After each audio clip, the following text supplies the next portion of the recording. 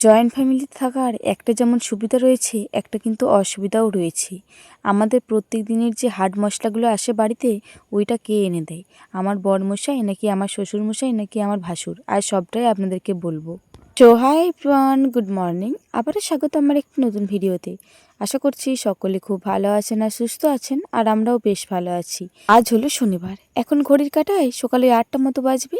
এখন থেকে আজকে ব্লগটা আমি শুরু করছি। আশা করছি আজকের ব্লগটা আপনাদের ভালো লেগে থাকবে। আজকেও আমি আর কাপড় চেঞ্জ করিনি, একেবারে স্নান সেরে চলে এসেছি। স্নান সেরে এসে পরেই এইদিকে ভাতের হাঁড়িটা চাপিয়ে দিচ্ছি। আপনারা তো সকলেই জানেন যে আমাদের সকাল সকাল ভাত চাপানো, তো সেই কারণে আমরা সকাল সকাল ভাতটাই চাপিয়ে দিই। ওইদিকে কিন্তু আমার যাবতীয় সকালে টুকিটাকি যা কাজ থাকে, ওই কাজগুলো সব কিছুই কমপ্লিট হয়ে গিয়েছে। আর এই যে এইদিকে আমার পাকা বুড়িটা চলে এসেছে আমার কাজের সাথে হেল্প করার জন্য। এই বর্ষাকালে উনুন ধরানোটা একটা বড় কাজ। যাদের এই কাঠের উনুন রয়েছে তারা হয়তো জানবেন যে এই বর্ষাকালে উনুন ধরাতে কতটা কষ্টকর হয়। আর যাদের সামনে এরকম একটা জলের ঝাপট আসে বৃষ্টি পড়লে, তারাই হয়তো বুঝতে পারবেন যে এই বর্ষাকালে রান্না করতেও কতটা অসুবিধা হয়। তো সেই কারণে বিশেষ করে সবার প্রথমে এই বেগুন খাড়ি দিয়ে একটু ভালো করে ধরিয়ে নিচ্ছি। তারপরে একটা বড় দেখে কাঠ দিয়ে দেবো, তাহলে কিন্তু উনুনটা বেশ ভালো মতো ধরে যাবে। ওইদিকে দিদি ভাইও চালটা ধুয়ে পরে হাঁড়ির মধ্যে দিয়ে দিয়েছে। আর এদিকে সবজি কাকু ডাকাডাকি করছিল, তো তখনই দাদা ভাই ডাকলো যে একটা কলা ফুল এনেছে, তাহলে কলা ফুলটা নিয়ে যা।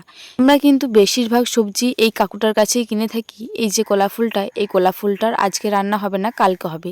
আজকে শনিবার নিরামিষ রয়েছে, তো সেই কারণেই কালকে করা হবে।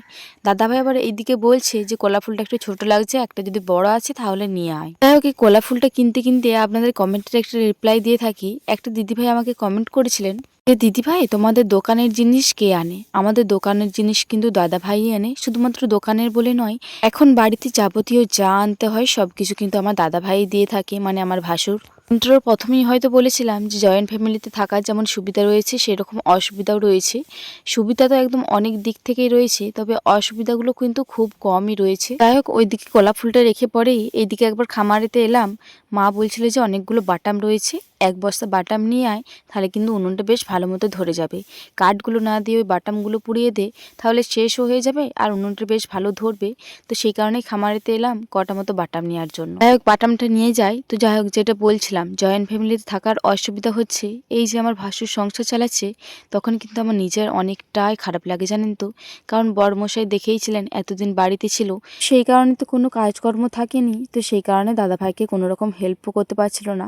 তো সেই কারণে একটু লজ্জা লাগছিল। তো সেই কারণেই মনে হতো যে যদি একা থাকতাম এই লজ্জাটা তো লাগতো না, একা যা পারতাম খেতাম।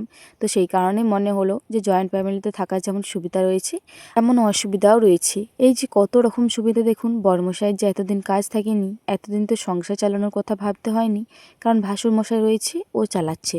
আমার বড়মশাই আগে যখন চাষে খাটতো, ওই বেশিরভাগ পটল চাষটাই করতো। ওই পটল চাষ করতে গেলে বাজার যেত, তখন কিন্তু হাট মশলার বাজারটা বড়মশাই নিয়ে আসতো। এখন ঘড়ির কাঁটায় ওই 9:30টার মতো বাজবে। এই মুহূর্তে কিন্তু আমি সোনামাকে ঘুম পাড়িয়ে দিয়ে চলে এসেছি। ওইদিকে ভাতটা নামিয়ে কাল্লা আলুটা সেদ্ধ করতে দিয়ে গিয়েছিলাম, সেদ্ধ করে পরে ঠান্ডা করতেও দিয়ে চলে গিয়েছিলাম। তো ওইটাই এসে পরে ভেজে নিচ্ছি। একটু বাটনা দিয়ে আজকে কিন্তু করেছি, কারণ ঠাকুমা আজকে বলেছিল বাটনা দিয়ে করবি, শুধু কাল্লা আলু ভাজা করিস না। এই দুদিনই হলো কাল্লা আলু ভাজা হচ্ছিল, তো সেই কারণে আজকে বাটনা দিয়ে করা হয়েছে। তেলের মধ্যে বেশ অনেকগুলো জিরে আর লঙ্কা ফোড়ন দিয়ে পরে কাল্লা আলুটা দিয়ে দেওয়ার পরে হালকা আছে কিন্তু বেশ অনেকক্ষণ নাড়াচাড়া করে নামিয়ে নিলেই কিন্তু আমাদের রেডি এই বাটনা দিয়ে কাল্লা আলু ভাজা। এটা কিন্তু একদম হালকা আছে করবেন, তাহলে কিন্তু খেতে বেশ ভালো লাগবে। বাটনা দিয়ে কাল্লা আলু ভাজাটাই শুধুমাত্র আমি করেছিলাম, তারপরে কিন্তু বাদ বাকি দিদিভাই করে নিয়েছিল। এখন ঘড়ির কাঁটায় 12টার মতো বাজবে। এই মুহূর্তে বড়মশাই এলো। আপনারা তো দেখেইছিলেন যে কালকে মায়ের সঙ্গে গিয়েছিল কলকাতা। তো কালকে মায়ের রিপোর্টারে কোনো কিছুই করানো হয়নি, বললো যে ওদের ওইখানে মেশিন খারাপ রয়েছে আর ওরা বাইরের রিপোর্ট দেখবেও না। ওরা আবারও যেতে বলেছে সোমবারে, শনি রবি ওদের হসপিটাল ছুটি থাকে।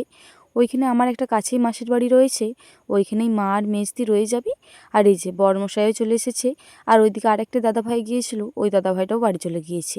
বড়মশাইরা কিন্তু কালকে রাত্রেই ফিরে গিয়েছিল। তবে বেশ অনেকটাই রাত হয়ে গিয়েছিল, রাত 2-2:30 বেজে গিয়েছিল। তো সেই কারণে সামনেই একটা পিসির বাড়ি ছিল, ওই পিসির বাড়িতেই রয়ে গিয়েছিল। আর কালকে রাত্রে যেহেতু অনেকক্ষণ জেগেছিল, তো সেই কারণে আজকে সকালে আসতে একটুখানি দেরি হয়ে গিয়েছে পিসির বাড়ি থেকে। তো যাই হোক, এইদিকে আসার সময়তে সোনা মায়ের সোনা পাপার জন্য দুজনকার জন্য কলা পাকা এনেছে। আর আমার ফেস ওয়াশটা শেষ হয়ে গিয়েছিল, দুটো মতো ফেস ওয়াশ এনেছে। আর এই যে সোনা মায়ের পাউডারটা শেষ হয়ে গিয়েছিল, সোনা মায়ের পাউডারটা এনেছে। আর সোনা মাটা আমার কতটা খুশি আসি। এসে পড়ে কিন্তু ওর বাবাকে দেখে একটু লজ্জা পাচ্ছিল। কালকে রাত্রে কিন্তু ওর পাপাকে দেখেনি, কারণ ওর পাপা যখন এসেছিল ও তখনও ঘুমিয়েছিল, আর ওর পাপা যখন গিয়েছিল ভোরবেলায় তখনও ঘুমিয়েছিল। যাই হোক, চলুন কী কী আনলো সেটা না হয় দেখাই। এই যে নিম আর তুলসীর যে ফেস ওয়াশগুলো থাকে, এগুলো কিন্তু আমার বড়মশাই বেশিরভাগ অ্যাপেলের থেকেই নিয়ে থাকে। আর এই ফেস ওয়াশটা মাখার পর থেকে সত্যি বলছি আমি ভীষণ ভালো রেজাল্ট পেয়েছি।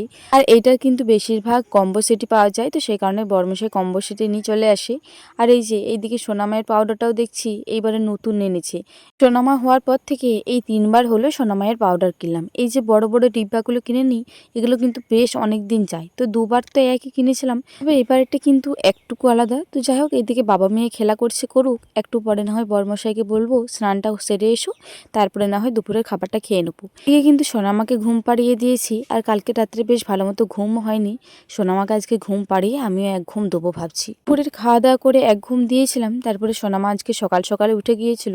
বিকালের কাজকর্ম শেষ হওয়ার পরেই দেখলাম যে ছোট পিসিমা এসেছে, এসে পরে বেশ অনেকক্ষণই গল্প করছিল।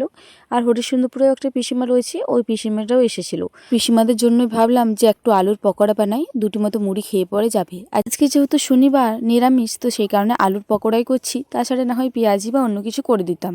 আলুর পকোড়ার জন্য সবার প্রথমে কিন্তু পাতলা পাতলা করে গোল গোল করে আলুগুলো কেটে নিয়েছি। এই মুহূর্তে বেসনের বেটারটা রেডি করে নিচ্ছি। অল্প পরিমাণে নুন, হলুদ আর অল্প পরিমাণে লঙ্কার গুঁড়ো দিয়ে ওইদিকে বেটারটা তৈরি করে নিয়েছি। এরপরে কড়াইতে তেলটা চাপিয়ে দিই। আজকে এই গ্যাসেতে তেলটা চাপিয়ে আমি যে কী ভুল করেছিলাম আপনাদেরকে বলে বোঝাতে পারবো না। ওই সাইডের যে বড় ওভেনটা রয়েছে ওইটা নষ্ট হয়ে গিয়েছে, আবারও কোনো মতেই জ্বলছে না। আর এই সাইডে যে ছোট ওভেনটায় আমি চাপিয়েছি, এই পকোড়াগুলো করতে মিনিমাম 15 মিনিট লেগে গেল এই এক কড়াই পকোড়া করতে। তো সেই কারণেই না আমার ভীষণ নিজের উপরে রাগ ধরছিল, আমি কেন চাপালাম গ্যাসেতে। পকোড়াগুলো করেই দুটো পিসিমাকে খেতে দিয়ে দিয়েছিলাম, আর বাদ বাকি পকোড়াগুলো দিদিভাই ওইদিকে করে নিয়েছিল। তো যাই হোক, এই মুহূর্তে ছোট পিসিমা বাড়ি চলে যাবে, তো বড়মশাই যেহেতু বাড়িতেই ছিল, তো সেই কারণে বড়মশাই বলল ঠিক আছে পিসিমা দাঁড়াও, আমি একবার দিয়ে আসছি। আজকে বাড়িতে একটাও মোটরসাইকেল নেই, একটা বাবা নিয়ে চলে গিয়েছে আর একটা দাদাভাই কাজে নিয়ে চলে গিয়েছে। তো সেই কারণে মেজো কাকুদের বাড়ি থেকে মোটরসাইকেলটা নিয়ে এলো পিসিমাকে দিতে যাওয়ার জন্য। আর এই যে সোনামাটা আমার বেশ অনেক দিন হলো ঘুরতে যায়নি, আজকে মৌকা পেয়েছে, আজকে আবার ছাড়ে। আর ও যে কি মনে করছে জানি না, এসের থেকে কিন্তু ওর পাপাকে দেখে একটুখানি লজ্জা পাচ্ছে। এখনও অনেকটাই ছোট, তো এখনও খুব একটা বেশ ভালো বুঝতে পারে না, তো সেই কারণে একটু লজ্জা লজ্জা ভাব লাগছে। এই ছোট পিসিমার কিন্তু আমাদের পাশের গ্রামের মৌলতেই বাড়ি। ছোট পিসিমা কিন্তু একাই হেঁটে হেঁটে আসা যাওয়া করে, তবে যখন কেউ যদি টাইম পায় তখন কিন্তু কেউ দিয়ে আসে, বাড়ির মধ্যে যদি কেউ থেকে থাকে। এখন ঘড়ির কাঁটায় সন্ধ্যে 7:30 মতো বাজবে। এই মুহূর্তে মা, আমি আর সোনামা এই কলা ফুলটা ছাড়াতে বসেছি।